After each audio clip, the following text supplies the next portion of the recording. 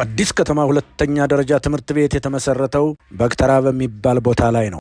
የአዲስ ከተማ ሁለተኛ ደረጃ ትምህርት ቤት በተለያዩ ግለሰብ ይዞታዎች መካከል በሚገኝና በግተራ በመባል ይታወቅ በነበረ አነስተኛ ክፍት ስፍራ ላይ ወይም ቦታ ላይ በልዑል መኮንን መታሰቢያነት ተብሎ የግለሰብ ይዞታዎችን በመጨመር እስከ 1951 ዓ.ም ግንባታው ተጠናቋል።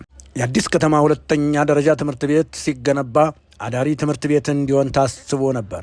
ስለሆነም አቶ ሞልቶታል ወልደ ጊዮርጊስ የተባሉ ሞግዚት ከመድኃኔዓለም ትምህርት ቤት ተዛውረው ተመድበውለትም ነበር። ነገር ግን በተለያየ ምክንያት ትምህርት ቤቱ አንድ ጊዜም የአዳሪ ትምህርት ቤት ሆኖ አላገለገለም። ነገር ግን ትምህርት ቤቱ ጥቅምት 13 ቀን 1952 ዓ.ም በቀዳማዊ ኃይለ ሥላሴ ተመርቆ ስራ ጀምሮ እስካሁን የተለያዩ ምሁራንን በማፍራት ስራውን ቀጥሏል።